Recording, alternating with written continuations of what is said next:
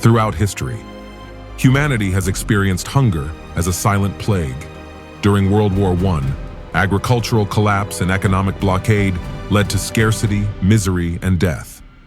During World War II, one of the worst famines of the century broke out. Entire cities faced food shortages, thousands died from malnutrition, and hunger became an enemy as lethal as bombs. Today, in the 21st century, hunger remains a devastating reality.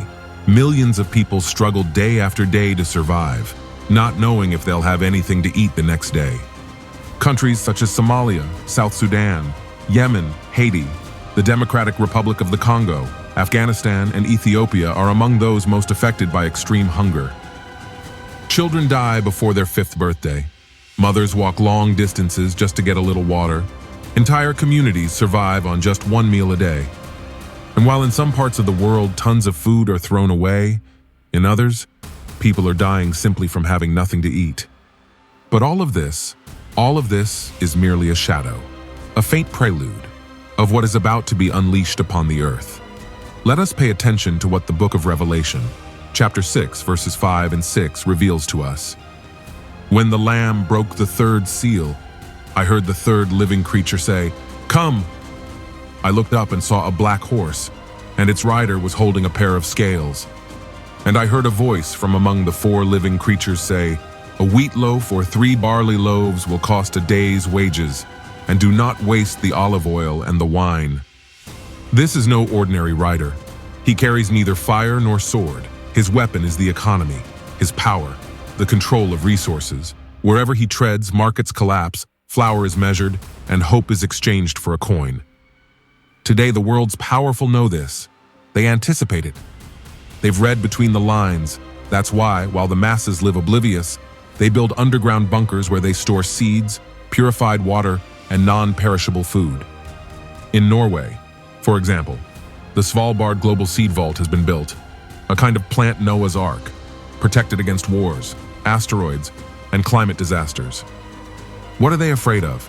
Why don't those who govern prepare themselves with speeches, but with food supplies? Because they know that famine is coming. And when the black horse rider begins to ride, there will be no safe haven. His scales will not measure intentions, but prices. Bread will not be shared. It will be sold by weight. And the lives of the poor will be at the mercy of decisions made from on high. People will live in a world where everything can be controlled: what they eat, what they buy, and even who they choose to obey. And the question is the world already under the shadow of this horseman? Has the 3rd seal begun to open before our eyes? Dear listener, prepare yourself, because what was prophesied is underway. And when the rider on the black horse begins to ride, it will be one of the most catastrophic events humanity has ever faced. Neither you, nor I, nor anyone else will want to be present when that happens. Therefore, I invite you to watch this video until the end. I assure you that every minute will make you reflect deeply on what will soon be unleashed upon this world.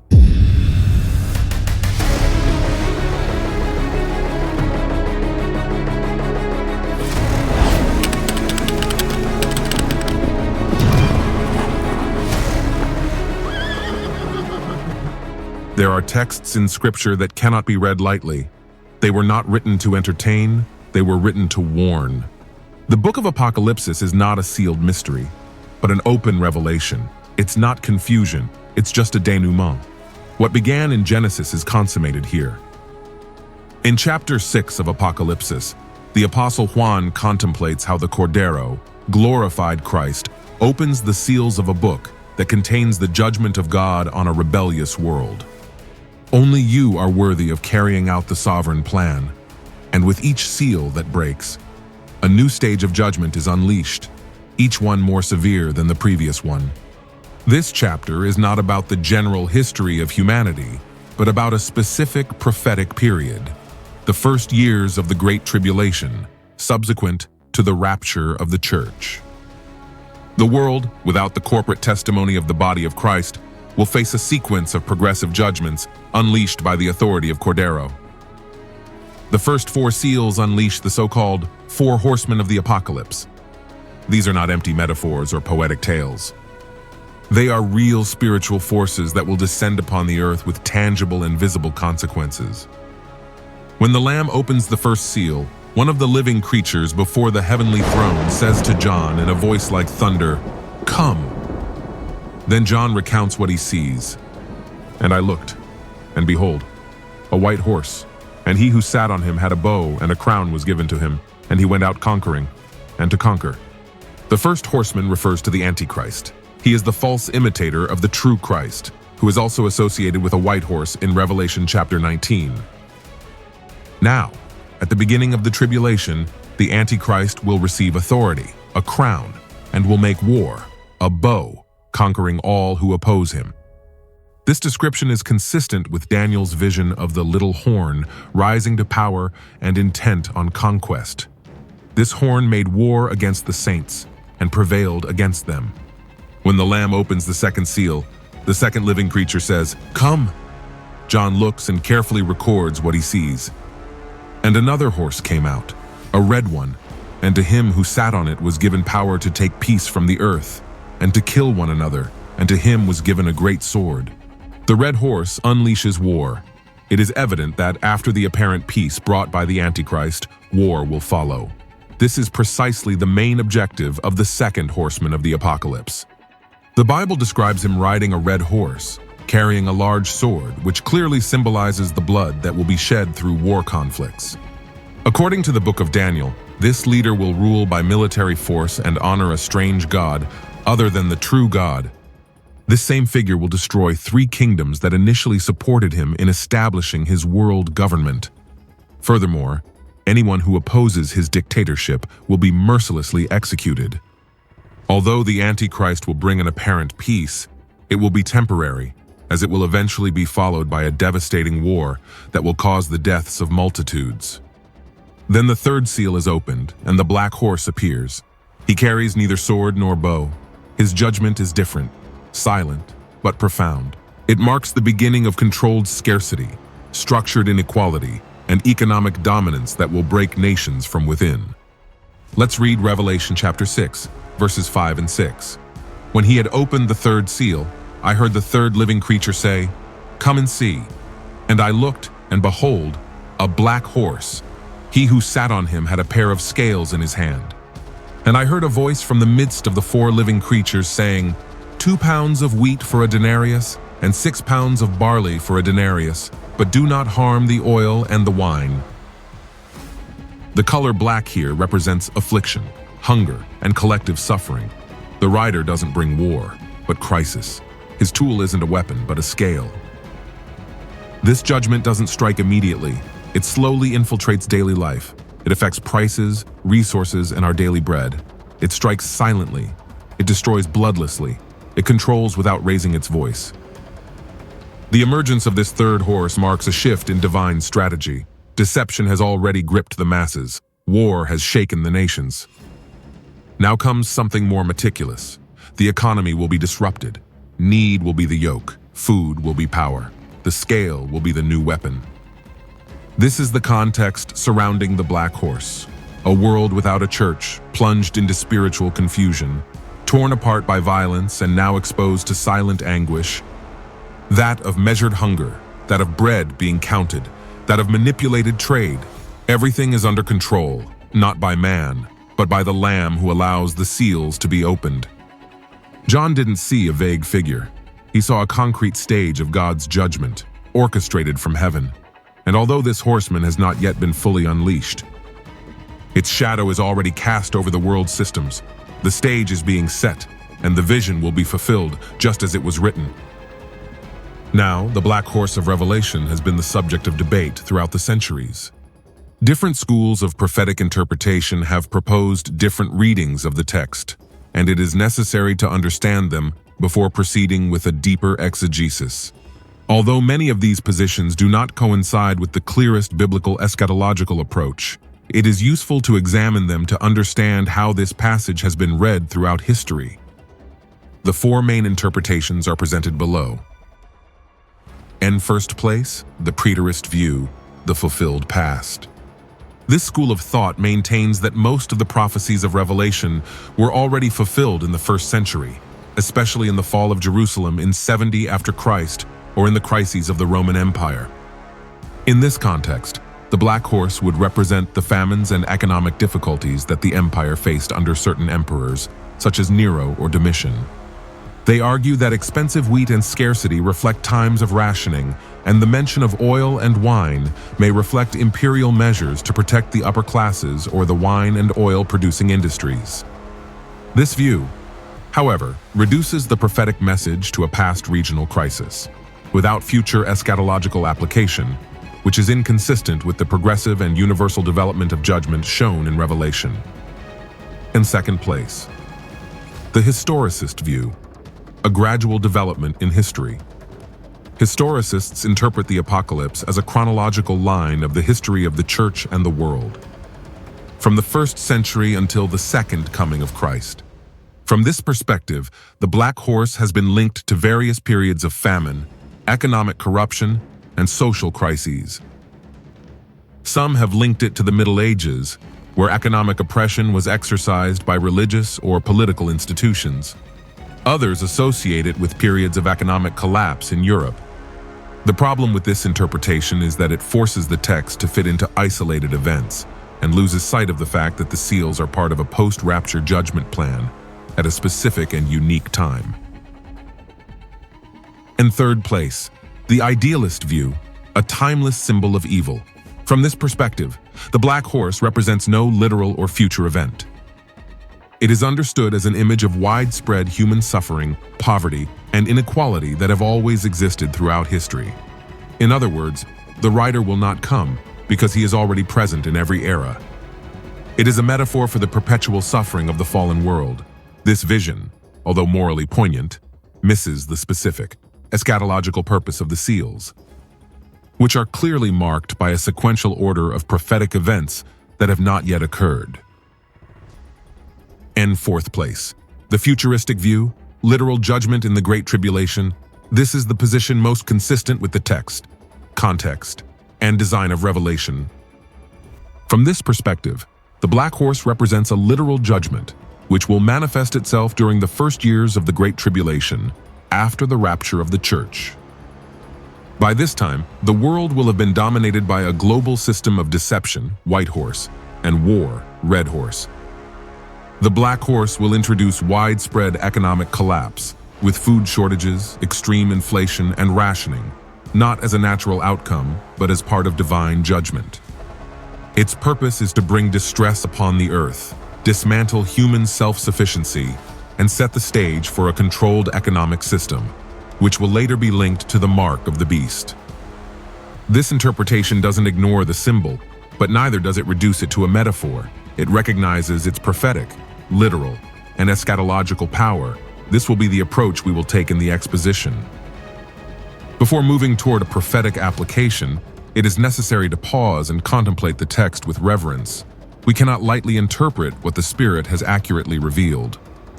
Every word of Revelation chapter 6, verses 5 and 6 was inspired to communicate truth, judgment, and eternal purpose. Therefore, to understand the magnitude of the judgment of the black horse, we must carefully scrutinize its language, its symbolism, and the cultural background in which it was revealed. This passage was not written in a vacuum, but in a Greco-Roman world where scales, denarii, wheat, and barley had concrete, everyday meanings.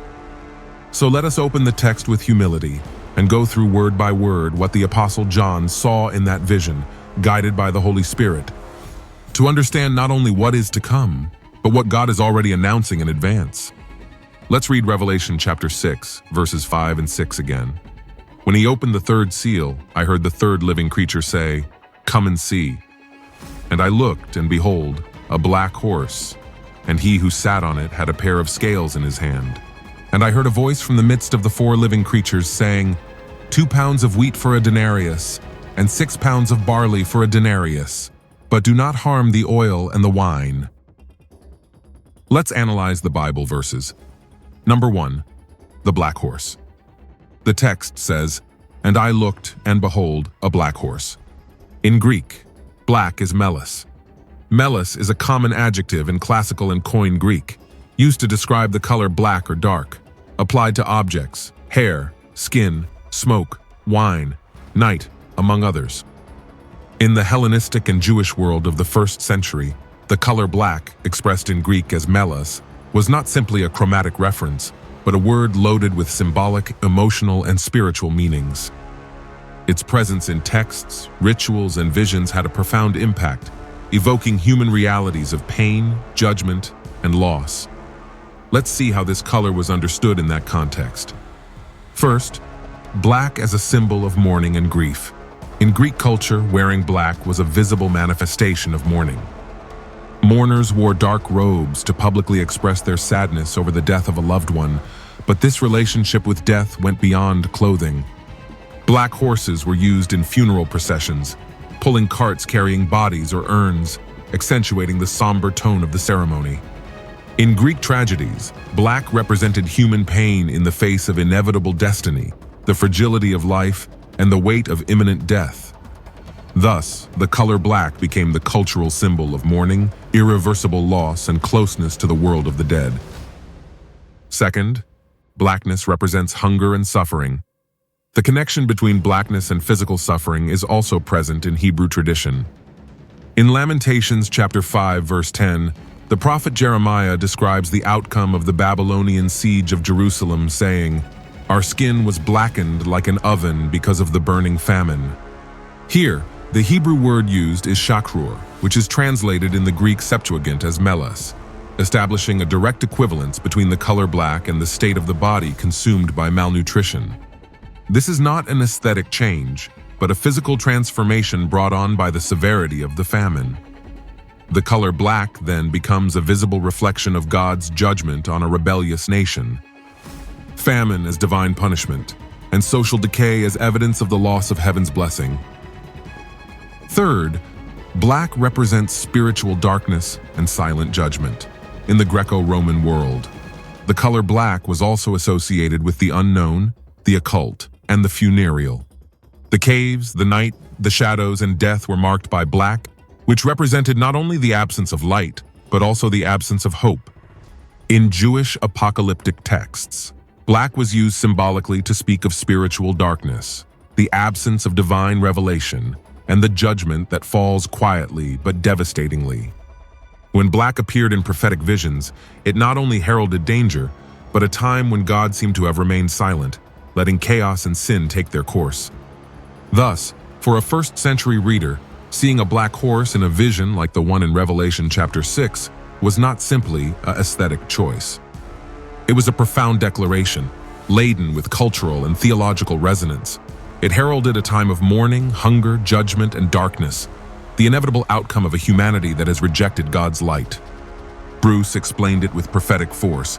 Black is the final stage of progressive judgment.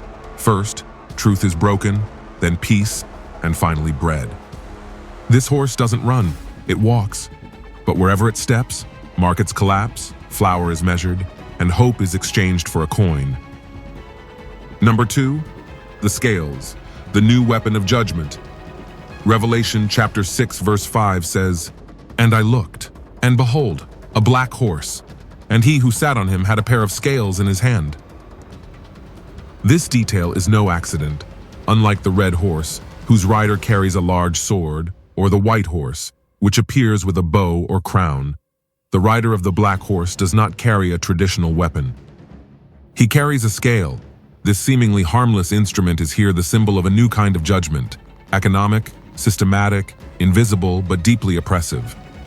In the original Greek, the word used for scale is zygos, which translates not only as weighing instrument, but also as yoke, that is, a symbol of burden, oppression, or dominance. This already suggests that the scene goes beyond the simple sale of grain. It is a system of control, a modern slavery imposed by economic power. The book of Proverbs, chapter 11, verse 1, says it this way: "A false balance is an abomination to the Lord, but a proper weight delights him." This passage reminds us that, since the days of the Old Testament, the scales have been associated with corruption in trade, price manipulation, and structural injustice. In the ancient world, especially in the days of the Apostle John, scales were used by rulers to dominate populations through famine and artificial scarcity. For example, if Caesar wanted to punish a rebellious city, he didn't need to send soldiers. He simply altered the weights, controlled the granaries, or manipulated the measurements of oil and wheat. Thus, a simple scale became an economic weapon, and the people, unable to resist, fell into total submission. In regions such as Egypt, Judea, and Syria, it was common for imperial officials to falsify measures to impoverish the population and feed Rome's treasury. This turned the scales into a symbol of state injustice, of planned inequality. It wasn't an instrument of justice. It was a yoke, a form of control and punishment. When the Apostle John sees the horseman with a scale, he is not seeing a simple merchant. You are seeing the birth of a prophetic system, an economic machine designed to measure every grain, count every coin, and ensure that bread is not obtained by blessing, but by submission. Theologian David Ahn expresses it clearly in his commentary on the Apocalypse. This judgment is not manifested by explosion, but by calculation. The famine is not sudden, it is progressive. It is not total, it is strategic. This means that it is not a widespread famine that devastates everything at once, as in a war or a plague, but rather a managed crisis, a shortage controlled from the top, where every portion of food will be measured, every drop of oil rationed, and every decision will depend on the system that dominates the global economy. It's a kind of judgment that kills not with swords, but with scales. Number 3, the price of bread controlled hunger. The passage continues, "And I heard a voice from the midst of the 4 living creatures saying, 2 pounds of wheat for a denarius, and 6 pounds of barley for a denarius, but do not harm the oil and the wine." This statement does not come from the writer, but from a voice emanating from the throne, from the place of heavenly authority, indicating that this economic crisis is not beyond God's sovereign control. But what is being described is a critical scene: rampant inflation, a crisis of global proportions. In the 1st century Roman world, a denarius was the average day's wage of a worker. In normal times, that denarius could buy enough food for a family. But the text says that a single measure of wheat costs a denarius, meaning that a day's wage is barely enough to feed a single person. The Greek word for measure is choinix, which was approximately equal to 1 liter, the exact amount for a daily subsistence meal. That is, at the time of this prophecy, a father of a family would work all day just to buy his own lunch, without being able to feed his wife or children. The family would be left to starve, or would have to settle for cheaper, but less nutritious, barley. The text adds 6 pounds of barley for a denarius. In biblical times, barley was considered a grain of lower quality, used mostly to feed animals or the poor. Its mention reinforces the idea of precarious nutrition, basic survival, and impoverished diet. This is not a total famine. There is still food, but access to it is restricted, as if there were a strategic management of misery. George Eldon Ladd said, "This is not the end of food. It's the end of the dignity of work. It's the wages that aren't enough, the workday that only yields crumbs." This has happened before.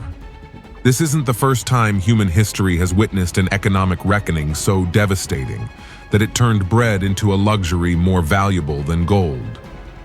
Flavius Josephus, a 1st century Jewish historian, was an eyewitness to the siege of Jerusalem in 70 after Christ, when the Roman legions, under the command of Titus, surrounded the city for months, preventing the entry and exit of food. In his work, The Jewish Wars, Josephus describes with horror how hunger reached unimaginable levels. Bread, scarce and coveted, became so valuable that it was exchanged for weights of gold. Eating ceased to be a right and became a privilege reserved for those who could still bribe the guards or plunder their neighbors. The most innocent children who were victims of this tragedy were abandoned by their own parents, who could no longer support them. Some died crying in the streets, while others simply disappeared. The mothers, who had previously cradled them, now cried alone, consumed by despair. Some, even according to Josephus himself, went so far as to devour their own children. in scenes so chilling that the Roman soldiers, upon discovering them, were horrified. However, a similar scene had already occurred in Israel during the terrible siege of Babylon. Let us read Lamentations, chapter 4, verses 9 and 10. Happier were those who were killed by the sword than those who were killed by famine, for they died little by little for lack of the fruits of the land. The hands of godly women boiled their children. Their own children served them as food in the day of the destruction of the daughter of my people. The prophet declares that happier were those who died by the sword than those who died by hunger, revealing that the slow, physical pain caused by lack of food was even more unbearable than immediate death in battle. This speaks not only of physical suffering, but also of the emotional, spiritual, and moral collapse of a nation that had been called by God to walk in holiness. The following description is even more disturbing. The hands of godly women boiled their children. They were food for them in the day of calamity for the daughter of my people. This verse should not be seen as a simple image of human despair, but as a vivid illustration of what happens when a society completely turns away from God. The term godly women highlights that even the most noble and compassionate were driven to unthinkable extremes by judgment. Hunger, war, loss, and social collapse have all come to the point of breaking the natural fabric of maternal love. A certain author comments on this passage where he says, "They cooked their children," he explains, "they were boiled rather than roasted to prevent the smell from giving them away and thus avoid the risk of others coming to snatch them away, as happened during the last Roman siege." This historical event not only illustrates what famine can do under an oppressive regime, but also anticipates what the apocalypse prophesies with the black horse. In both cases, it wasn't a simple natural shortage, it was a judgment, a controlled system that left the people without food, without freedom, and without hope. What Jerusalem was during the Babylonian and Roman sieges will be a shadow of what the entire world will experience under the judgment of the third seal. A land without bread, governed by scales and prices, where hunger will not be a product of chance, but the result of intentional and ruthless control. Number 4. Do not harm the oil or the wine.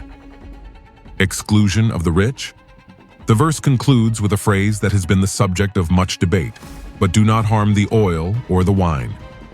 At first glance, this seems like a preservation order. Oil and wine must not be affected by this crisis. What does this mean? There are several interpretations, but in the historical and symbolic context, the most widely accepted among scholars is that hunger will strike the working classes, but the luxuries of the powerful will remain intact. Both oil and wine were products that, although also used by the common people, were characteristic of commerce, worship, and opulence. In times of crisis, the people suffered from a lack of bread, but wine still flowed at palace banquets. Oil continued to be anointed on royal heads, but it did not bake the poor's bread. Commentator Robert Mounce explains, the preservation of oil and wine indicates that this economic crisis is regulated and not a total devastation, but rather a measured pressure aimed at a protected elite, while the people suffer from scarcity. In other words, this judgment allows the symbols of luxury and commerce, oil and wine, to remain, while the staple food of wheat and barley is strictly rationed. This describes not just physical scarcity, but engineered inequality, where the elite are left untouched, but the majority are subjected to a system of economic control. This command shows that judgment will be unequal. The powerful will not experience the same scarcity. They will continue to eat well. They will continue to drink. While the people measure their grain, the rulers will raise full cups. Grant Osborne wrote, "The oil and wine will be untouched because judgment will reveal inequality. Suffering will be measured, and with it, the true heart of the world will be exposed." The judgment won't be total. It will be selective, because God doesn't just judge with hunger, He judges with a mirror. Now, the judgment of the third seal, represented by the black horse and the famine it unleashes, does not appear as an isolated event, but as a direct consequence of the second seal. That is, from the appearance of the red horse, a symbol of war, because when peace is withdrawn from the earth, what follows is a chain reaction of collapse. Violence erupts. cities are destroyed. People are uprooted, and blood flows like rivers. But behind every armed conflict, sooner or later, rises an even more feared scourge: hunger. War doesn't just kill with the sword, it kills with its most lasting consequence: the destruction of livelihoods. The peasant flees, the market closes, trade is disrupted, roads are looted, and bread becomes scarce. When peace disappears, there is no one to sow, no one to harvest, no one to transport. Fields are barren, granaries empty, and national economies collapse like towers of dust. Inflation soars, the currency loses value, salaries no longer buy food, and desperation takes hold in every home. History is a witness. From the ruins of Jerusalem during the Babylonian and Roman sieges, where, according to Josephus, mothers ate their own children, until the world wars of the 20th century, where millions died not only from bombs, but from lack of food. Cities like Samaria and Jerusalem became burning furnaces, without wheat, without water, without hope. But what comes in the Great Tribulation will not be just another episode of human suffering, nor the fruit of corruption or negligence of governments, but a judgment sent directly from heaven, executed with divine precision upon a rebellious humanity. This judgment will be unprecedented. The coming famine will not be the result of a prolonged drought or an extreme weather event. It will be the direct consequence of having opened the door to war, chaos, and hatred, and having closed the door to the Word of God. The Lamb will open the third seal, and famine will enter like an untamed beast, bringing despair upon peoples, nations, and continents. And the impact will be brutal, because when the human stomach is touched, when bread disappears from the table and the cries of children mix with the growling of empty stomachs, man is prepared for anything. Hunger breaks wills, destroys convictions, and erases principles. When the body weakens and the mind becomes clouded, many will forget morality, faith, honor, and freedom. They'll sell themselves for a bowl of barley. They'll give up everything to avoid starving to death. As Ezekiel prophesied, chapter 4, verse 16. Then he said to me, "Son of man, I will break the staff of bread in Jerusalem. They will eat bread by weight and in anxiety, and they will drink water by measure and in fear." And as the prophet Jeremiah experienced it during the siege of Jerusalem, Lamentations, chapter 4, verses 3 and 4, describes it with heart-rending pain. Even jackals give suck and nurse their young. The daughter of my people is cruel like ostriches in the wilderness. The tongue of the nursing child cleaved to the roof of his mouth for thirst. The little ones asked for bread, and there was no one to break it unto them. This is how it will be in the Great Tribulation. It won't be symbolic stories. It will be real. The streets will be filled with lines. The houses will be empty of food. Hunger will not only affect the body, but the soul. And then many will surrender to the Antichrist system, not out of conviction, but out of hunger, because whoever controls the wheat will control the world. Now, while it is true that John saw wheat and barley, the staple foods of his time, the essence of the prophetic message transcends time. What Revelation chapter 6, verses 5 to 6 shows us is not simply an ancient image, but an eschatological reality that will take modern form after the rapture of the church. The black horse represents scarcity, inflation, inequality, and rationing. But today, in a globalized digital world highly dependent on the financial system, this judgment will take a devastating form.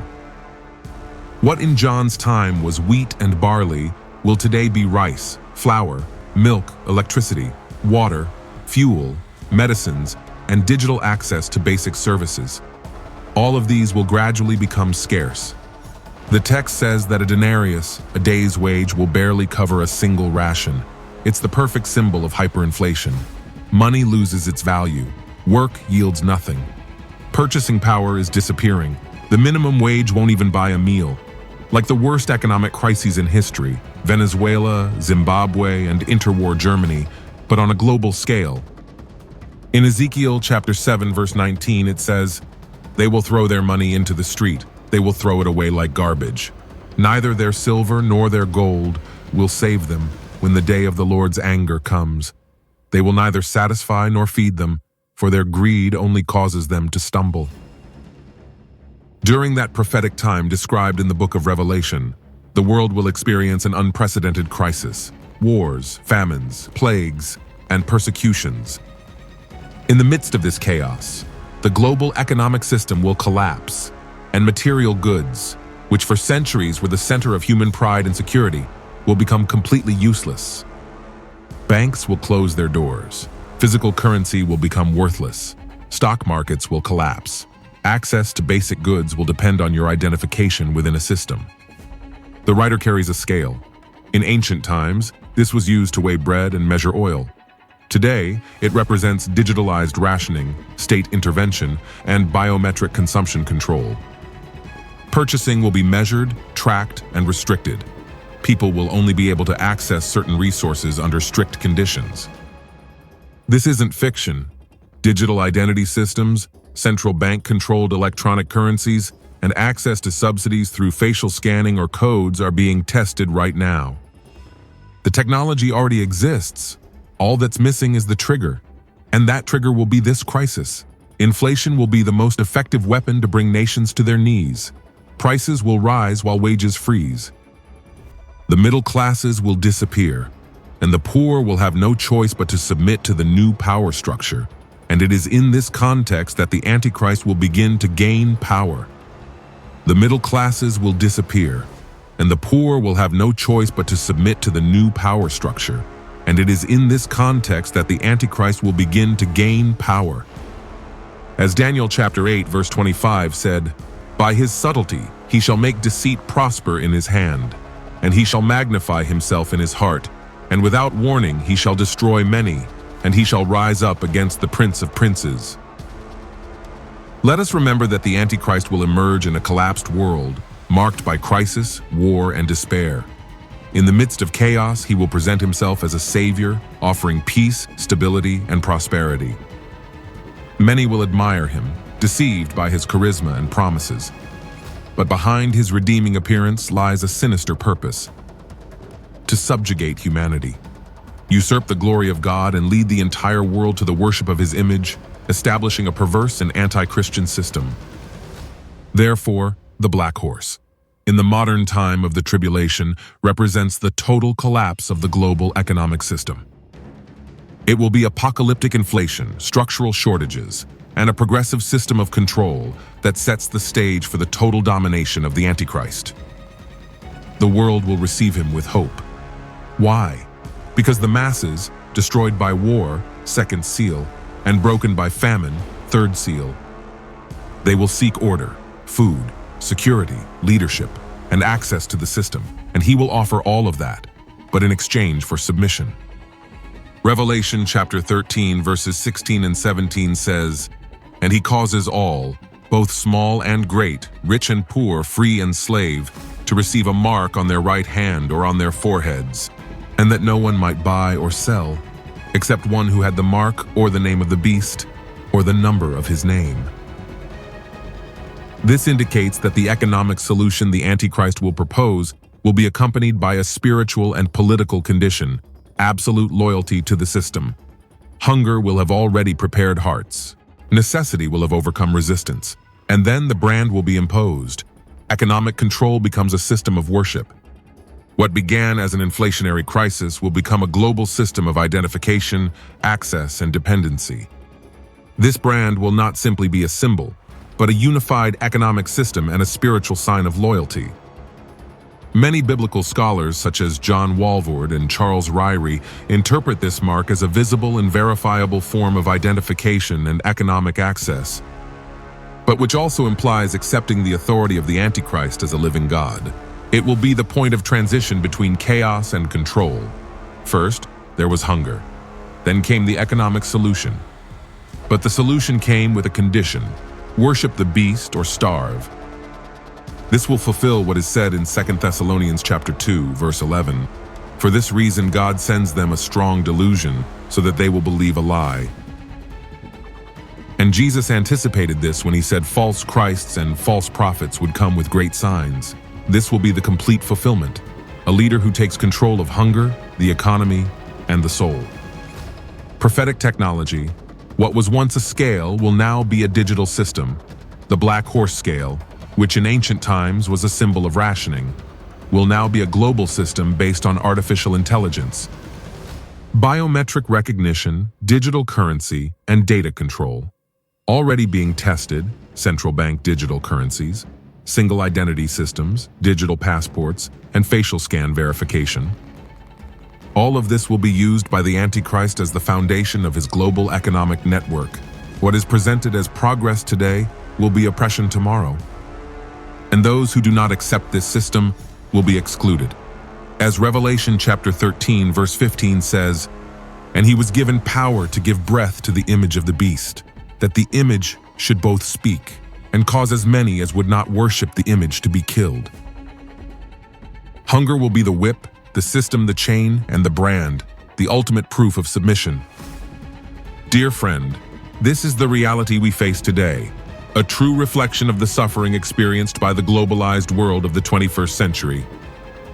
The prophetic scenario revealed to us with the arrival of the third rider, the one on the black horse, announces a time of hunger and anguish such as has never been seen before in the history of humanity.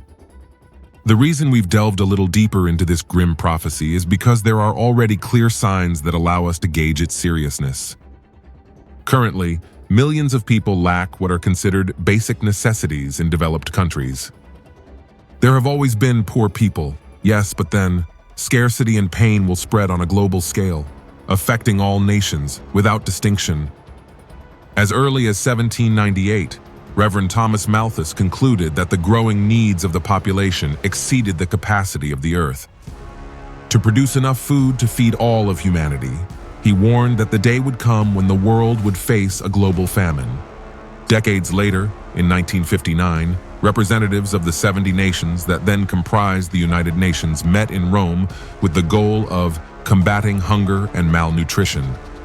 During that summit, historian Arnold Toynbee stated with concern, "Sooner or later, food production will reach a limit. And if the population continues to grow unchecked, famine will execute the same judgment that plague, war, and famine itself, all combined, did in the past." Sir John Boyd Orr, who was Director General of the Food and Agriculture Organization of the United Nations, stated while in office, "I will conclude my work with one final warning to the world. If this problem is not resolved, we will face global chaos in the next 50 years. Nations are divided and alienated from one another." This was his forceful statement. Today, millions of people live without knowing what it means to be free from hunger.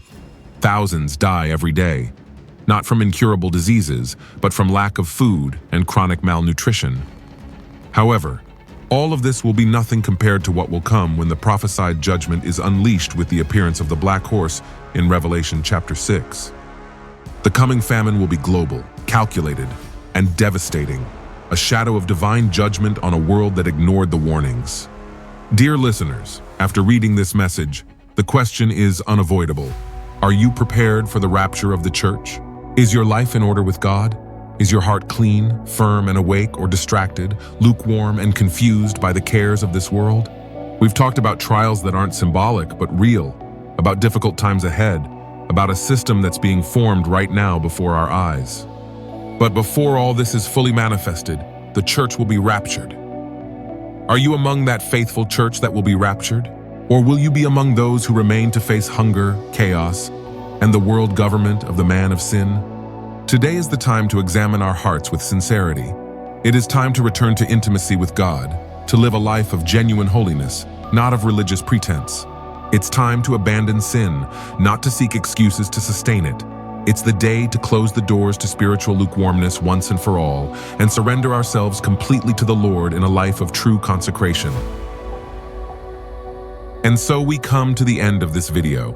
We sincerely hope that it has been a blessing to your life, that it has stirred your soul and prompted you to urgently seek the face of God.